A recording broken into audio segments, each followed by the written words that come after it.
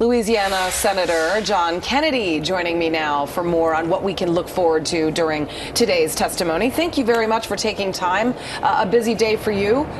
You bet. Among the top issues, obviously, Zuckerberg will be asked about is privacy, and at least about the 87 million users' information that was improperly shared. And he needs to convince members of Congress and millions of Facebook users that their information will be safe. How will and how does he do that?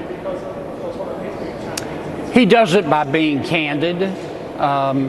Look, I come in peace. I don't want to have to regulate Facebook. Clearly, though, we have a problem. I mean, the digital promised land has some minefields in it.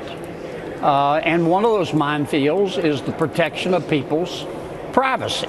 Now, I want to hear three words from Mr. Zuckerberg. I'm on it. I don't want him to spend all his time saying he's sorry. I don't want him to spend all his time saying I accept responsibility. We know he's responsible. It's his company. I want him to say, we've identified the problems. Here are the solutions. I'm going to implement these solutions, and I'll be back in 6 months to tell you how I did it. One of those problems is privacy. I think it's swell that I can go on Facebook and see what some of my high school buddies had for dinner Saturday night.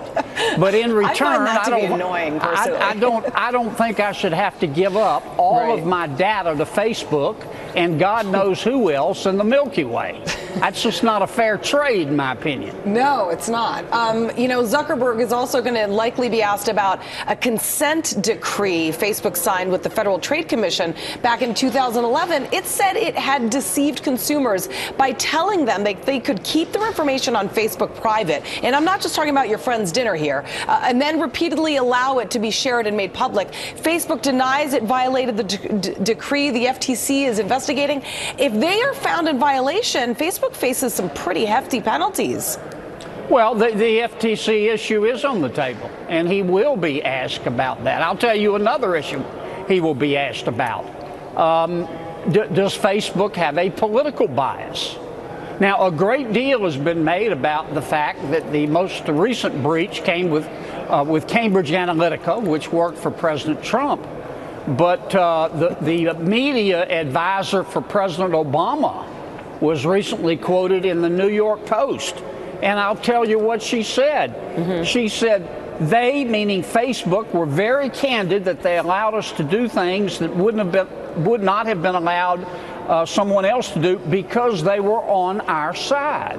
I'd like to know if that's an accurate statement by President Obama's media advisor, and is Facebook getting involved in our politics?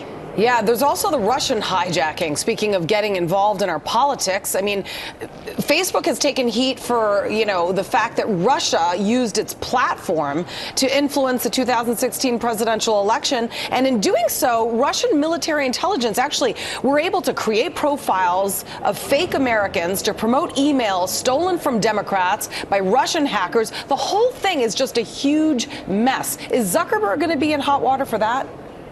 You know, he'll be asked about it. And look, let me say it again.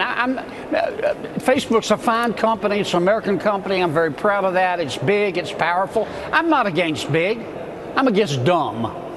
I'm against the Facebook model, which seems to be Facebook first and people second. I think it ought to be people first, because it's people's data that Facebook sells in order to generate cash flow of $16 billion a year. And it just seems to me that Facebook has an obligation to protect people's data. Facebook also has an obligation, and we have to be careful here, to deal with what I call the propagandist issue. We know poison's being spread on the internet.